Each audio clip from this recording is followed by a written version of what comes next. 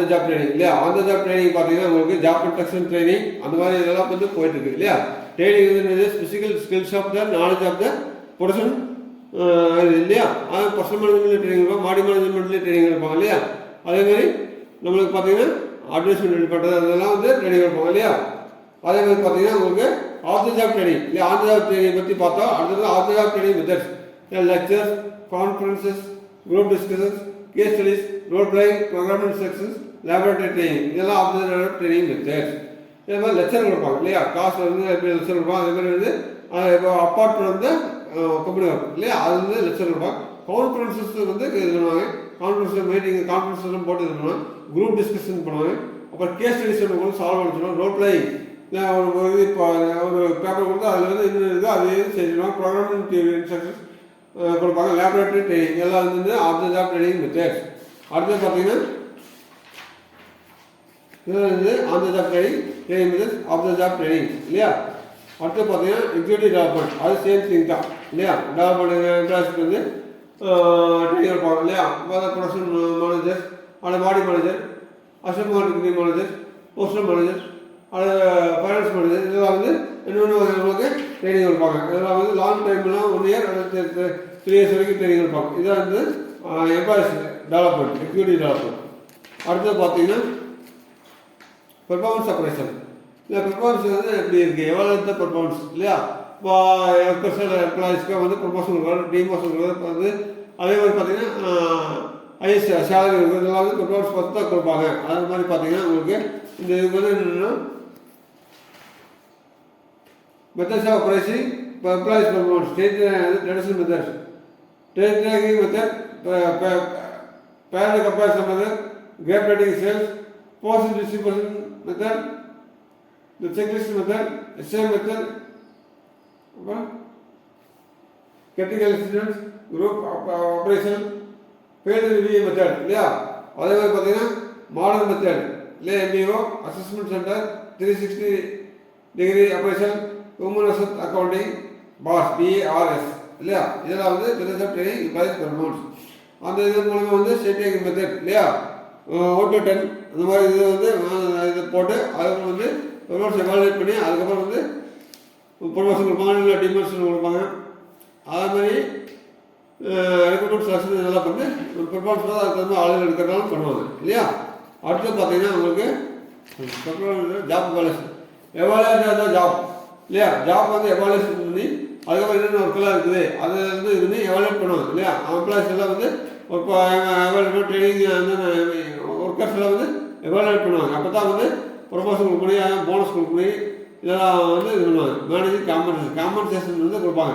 இதுக்கு extra compensation கொடுப்பாங்க இல்லையா. அடுத்து பார்த்தீங்கன்னா உங்களுக்கு rewards, incentives and pay for performance of systems. அது ரிவார்டு கொடுப்பாங்க இல்லை, இன்சென்டிவ்ஸ் அண்ட் பே எல்லா இன்சென்டிவ்ஸ் எல்லாம் வந்து நமக்கு கொடுப்பாங்க. இதுக்கு பர்சன்டேஜ் வந்து ப்ரொடக்ஷன் அதிகமாக இருந்தால் இன்சென்டிவ் கொடுப்பாங்க. அதே மாதிரி சேல்ஸ் அதிகமாக இருந்தால் அது சேல்ஸ் மேனேஜர் வந்து இன்சென்டிவ் கொடுப்பாங்க இல்லையா. அடுத்து பார்த்தீங்கன்னா உங்களுக்கு employees benefits and services, employees benefits and services, employees benefits and service, இது payments mode to ensure welfare and recreation benefits, canteens, consumer stores, credit stores, credit service, counselling, இந்த legal aids, employee counselling, welfare officer, அப்புறம் hardware homes, educational facilities இதெல்லாம் வந்து கொடுப்பாங்க. அப்புறம் transportation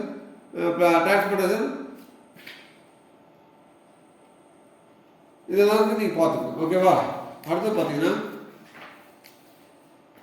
group இல்லையா. ஒரு group வந்து இருக்குது இல்லையா. அந்த குரூப்பில் வந்து கோஆர்டினேஷன் கோஆப்ரேஷன் ஒர்க்கர் வந்து கம்ப்ளீட் பண்ணி ஒரு ப்ரொடக்ஷன் எடுத்துக்கிறோம். பர்சனல் அதில் அக்கௌண்ட்ஸு மார்க்கெட்டிங் மேனேஜர் குரூப்பை வந்து எல்லா டிபார்ட்மெண்ட் கலந்து ஆரம்பித்து எப்படி வந்து ஒர்க் பண்ணுவாங்க. இதெல்லாம் வந்து இந்த குரூப்னு சொல்லி சொல்லுவாங்க. அடுத்து motivation, financial motivation, non financial motivation.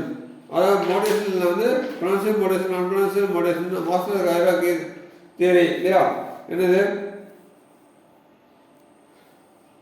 physiological needs, அப்புறம் safety needs, the love needs, the estimate, அப்புறம் த செல்ஃப் ஆக்சிஜனேஷன் நீட்ஸ். இதெல்லாம் வந்து என்னது நமக்கு masters hierarchy of needs of theory. Cycle needs first வந்து சாப்பாடு இல்லையா, தூங்குற இடம், இதெல்லாம் வந்து ஃபிசியாலஜிக்கல் நீட்ஸ். அடுத்தது சேஃப்டியாக இருக்கிற மாதிரி பார்த்துக்கோங்க. அப்போ இந்த லாப நீட்ஸ் இருக்குது, அப்புறம் எஸ்டிஎம் நீட்ஸ், அப்புறம் செல்ஃப் எக்ஸிஸ்டன்ஸ் நீட்ஸ் இல்லையா. கூட திருப்தி அடைந்தால் அது செல்ஃப் எக்ஸிஸ்டன்ஸ் நீட்ஸ். அடுத்து செல்ஃப் எக்ஸிஸ்டன்ஸ் நீட்ஸ். அடுத்து பார்த்தீங்கன்னா உங்களுக்கு ரெஸ்பெக்ட் 2 பார்ட்டர் ஹெரிட்டேஜ் பார்ட்டர்ஸ் பார்த்தீங்கன்னா உங்களுக்கு அச்சீவ்மெண்ட் அட்வான்ஸ்மெண்ட், அப்போ the work itself, the possibilities of personal growth, responsibility, இதெல்லாம் வந்து என்னது இருக்குது இல்லையா. இது என்னது ரெஸ்பெக்ட் 2 பார்ட்டர் தேவை ஹைஜீன் பார்ட்டர்ஸ் இல்லையா. அடுத்து பார்த்தீங்கன்னா உங்களுக்கு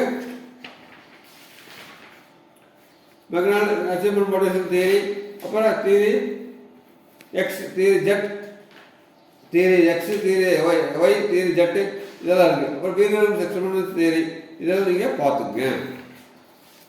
இதெல்லாம் மோட்டிவேஷன் மோட்டிவேஷன் நான் மோட்டிவேஷன் இருக்குது. முறையில் ஆட்டிடியூட் ஆஃப் த எம்ப்ளாயி இது பார்த்துக்குங்க. அடுத்து வந்து எம்ப்ளாயி கிரீவன்ஸ் இல்லை, கிரீவன்ஸ் மனக்குறை இல்லையா. கிரீவன்ஸ் ப்ரொசீஜர் வந்து அதாவது ஒர்க்கர்ஸ் வந்து ஒர்க்கர்ஸ் அல்லது எம்ப்ளாய்ஸ் ஏதாவது பிரச்சனை இருக்கலாம், அல்லது ப்ரொமோஷன் அல்லது டிமோஷன், சேலரி இல்லை வேஜஸ் அல்லது போனஸ், இன்க்ரிமெண்ட் அல்லது performance work job not job satisfaction இதெல்லாம் வந்து என்ன கிரீவன்ஸாக இருக்குது. அதை தீர்த்து வைப்பாங்க யார், எம்டி, ஜிஎம், அதாவது personal manager, assistant manager, production manager, assistant production manager, personal manager, assistant personal மேனேஜரில் சால்வ் பண்ணி வைப்பாங்க. டிசிப்ளினாக இருக்கும். டிசிப்ளினாக கம்பெனியில் டிசிப்ளினாக இருக்கிறனால வந்து நல்லபடியாக இருக்கிட்டு இருக்குது.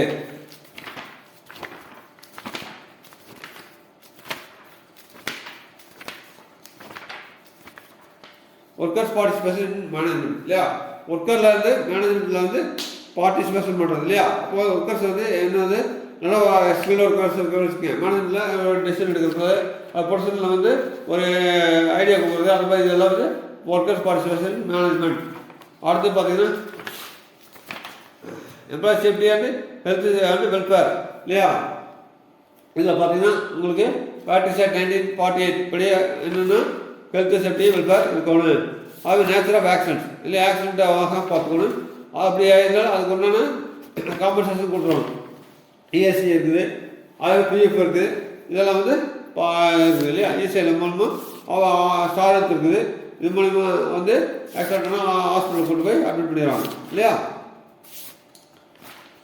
இதெல்லாம் என்னது இப்போ சேஃப்டி ஹெல்த்து வெல்ஃபேர். இது ப்ராக்டிஸ் 1948 சொல்கிறது இல்லையா. ப்ராக்டிஸ் 1948 இல்லையா. வாஷிங் கட்டி ஸ்பெசிஃபார் சேஃப்டி இது ஸ்டோரிங், டிரைவிங், க்ளோத்திங், ஸ்பெசிஃபார் occasional rest of the workers who are obliged for work study and first aid boxes, candles. Candle வந்து more than 250 workers இருந்தால் கேண்டில் வச்சுருக்காங்க. ஃபர்ஸ்ட் எய்ட் பாக்ஸ் 150 ஒர்க்கர்ஸ் இருந்தால் first aid box வச்சுருக்காங்க. More than 500 workers இருந்தால் doctor appointment பண்ண சொல்கிறாங்க. அடுத்து வந்து creches, shelters, rest rooms and lunch rooms இல்லையா. ரெஸ்ட் ரூமு அப்புறம் லஞ்ச் ரூமு 150 ஒர்க்கர்ஸ் இருந்தால் இது கொடுக்க சொல்கிறாங்க. Creche 30 or more womens or employment இருந்தால் கிரச்சு கொடுக்க சொல்கிறாங்க.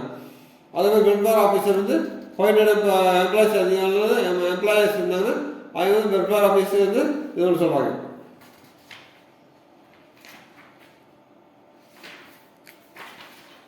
ஆல்டிபேரிங் அப்போ ப்ராப்ளம் இருந்தால் அது சால்வ் பண்ணுறது ஒர்க்கர்ஸ் அண்ட் ஒர்க்கர்ஸ், அதாவது எம்ப்ளாயிஸ் அண்ட் ஒர்க்கர்ஸ். இந்த ப்ராப்ளம் இருந்தால் அல்லது இந்த மாதிரி இருக்கிறப்போ அந்த கல்டிபேரிங் வந்து ப்ராப்ளத்தை சால்வ் பண்ணி வைக்கிறது இல்லையா. அடுத்தது வந்து பார்த்தீங்கன்னா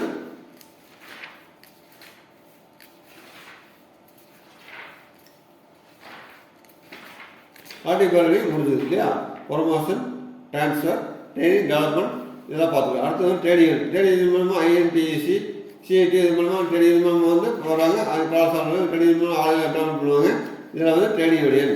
அடுத்தது இண்டஸ்ட்ரியல் லெசன் நல்லா குட் அட்மினிஸ்ட்ரேட்டிவாக இருக்கணும். அதே மாதிரி வந்து காற்றோட்டமாக இருக்கணும்.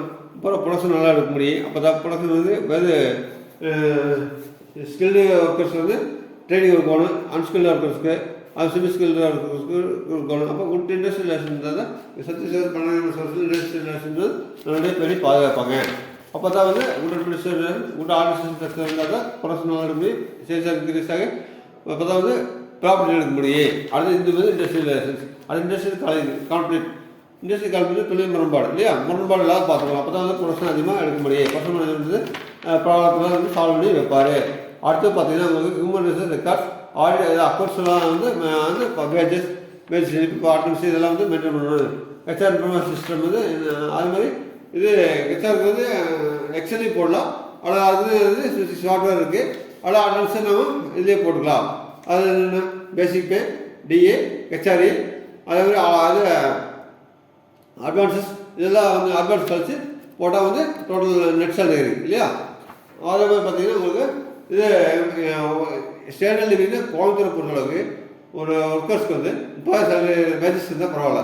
30,000 வேஜஸ் இருந்தால் பரவாயில்ல. ஃபஸ்ட்டு வந்து டெம்பரரி 1 year 3 years கழிச்சு பர்மனெண்ட் பண்ணுவாங்க. அதே மாதிரி வந்து எம்ப்ளாயிஸ் வந்து 1 year 3 years கழிச்சு எம்காம் படிச்சு பிஏ படிச்சிங்க வந்து 15,000 சேலரி தான் நல்லாயிருக்கு இல்லையா. ஸ்டாண்டர்ட் லிவிங்க்கு தகுந்த மாதிரி அப்போ வந்து அவங்க 1 year 3 years கழிச்சு பர்மனெண்ட் பண்ணுவாங்க இல்லையா. அதாவது சர்வீஸ் பர்மனெண்ட் ரிசோர்ஸு இதெல்லாம் வந்து நடக்கும் இல்லையா.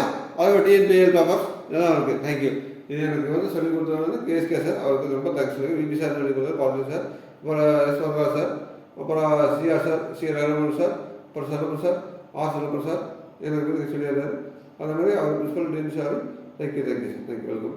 இது உங்களுக்கு பிஎம் கம்பிக்கு ரிசர்ச் ஸ்காலர். தேங்க்யூ. குருமுதூர் மேடு குபி ஆர்ட்ஸ் காலேஜ் கோபி செட்டிவாளர். Okay, I'm living at Kurumuthur மேடு, 657 தமிழகர். My cell number 750-270-9045 and 97-915-08143 97-915-08143 number. Thank you. இது உங்களுக்கு வழங்கி small PMPL company research college Gobi செட்டிவாளர். Thank you, welcome.